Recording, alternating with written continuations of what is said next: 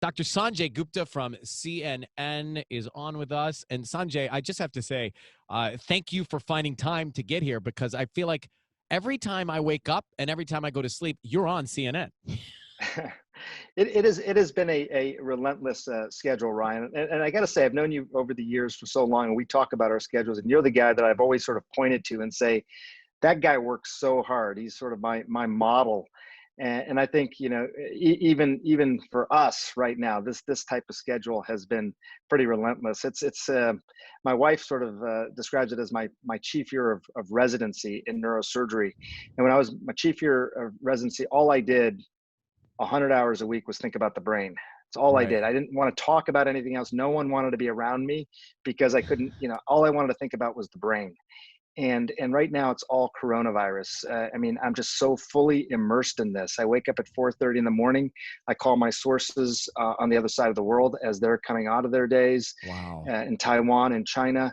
I was up at 4:30 this morning talking to them about their vaccine projects. It's just it's the world in which we live right now. And I no, Ryan, it's just one of those things where the body is tired, but the mind is fully activated. Well, you know how And the mind works, if anybody does. So you can probably define that for us. But Sanjay, when you're studying, so you talk about your residency and you're in med school, do you prepare for things like this? I think you sort of prepare for the rigors of it, and you prepare for the fact that you are all in on something. I mean, I think that's the biggest thing is that you have to get yourself into the mindset that you're fully in on this, and you have to be comfortable with uncertainty because there's so many things about this that we still don't know. You have to have a lot of humility. Which I generally have, but I think there's a humility about when you learn things for the first time. You have to have that humility. Mm-hmm. But I think there's some things that are impossible to fully prepare for, and so you just have to let yourself absorb things as they're coming to you. I'm 50 years old. This has been a wholly unique experience. Last year, I thought I've pretty much done everything I'm going to do, and now I'm experiencing something completely different. Maybe it was naive to think last year I'd done everything, but this has been a totally, totally different experience. You've got a podcast, Coronavirus Fact versus Fiction. It's available wherever you listen to your podcasts, on iHeartRadio as well. What's at the top? You're always answering questions. On the podcast, you get to ask some questions. So what's at the top of your list right now, things that you really want to be asking? Right now, frankly, it's all about kids. We're starting to go back to school here in the South, as you know. I got 3 girls, 2 teenagers, 15, 13, and an 11-year-old as well. So I think about that a lot. I spent a lot of time talking to the education minister for Denmark yesterday, really trying to understand. Denmark is held up as a country that has done it right. Kids are going back to school. Numbers have stayed low. How'd they do it? So I think that's one of the biggest topics, I think, procedurally. But I think otherwise, it's kind of like nobody has ever gone through something like this before.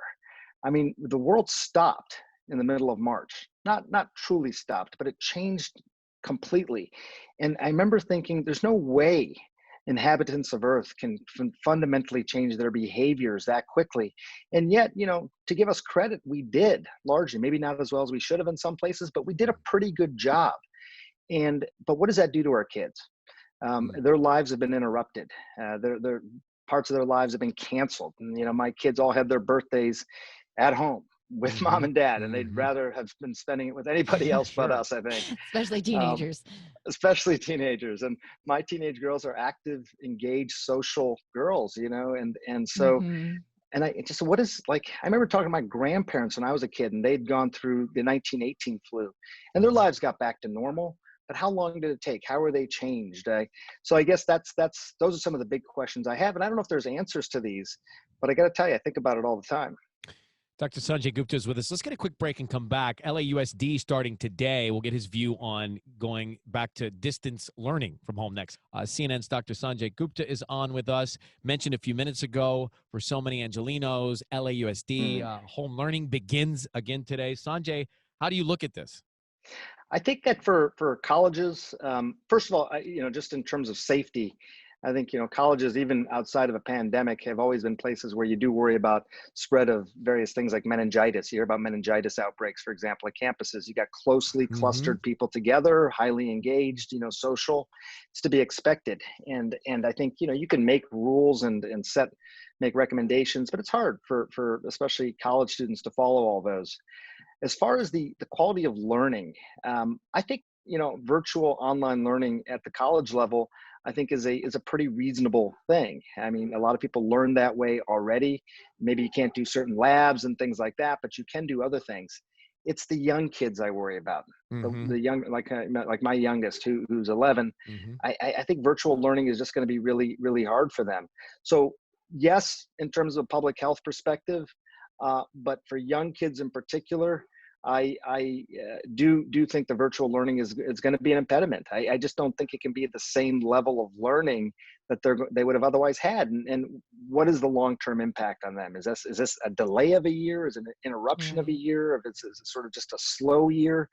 I don't know. I don't know how to sort of evaluate that yet. It's interesting. We keep using the terms long term, right, or the phrase Yeah. long term.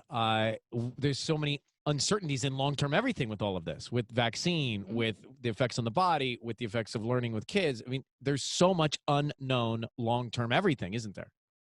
There really is. I mean, we tend to think about these things in a binary way. I mean, if you look at the numbers, it's always here's how many people got infected, here's how many people died, and it still feels jarring to look at it that way, especially given that I've known people who've died, and I can't imagine their families look at the screen and say, okay, my loved one was one of the 155, 160,000 people now.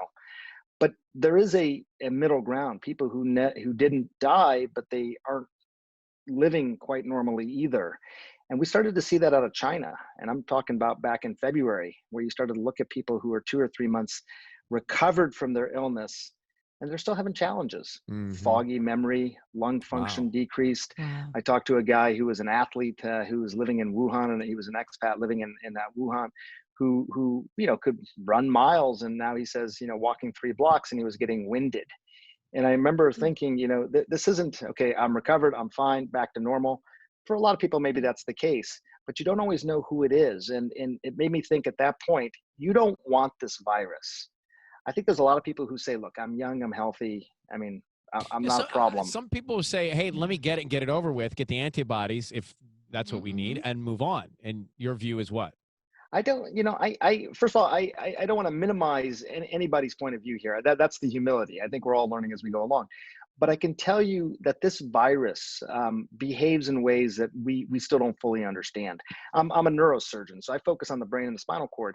How does a respiratory virus cause isolated loss of smell? That was Right, really right, striking. Now, right. isolated loss of Yeah. smell is not that big a deal, and what we're learning is that it does come back for a lot of people. But it's more the what is happening in the body question. Yeah. How would that happen? And we're starting to learn that it affects these cells around the brain. It affects these cells around the heart.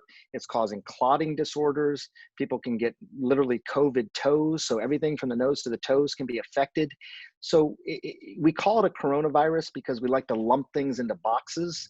But this is a totally different virus in terms of how it behaves in the body. So you don't want this. I would not be of the mindset, hey man, let me just get this and power through it. Mm. I don't think we can say that with this virus.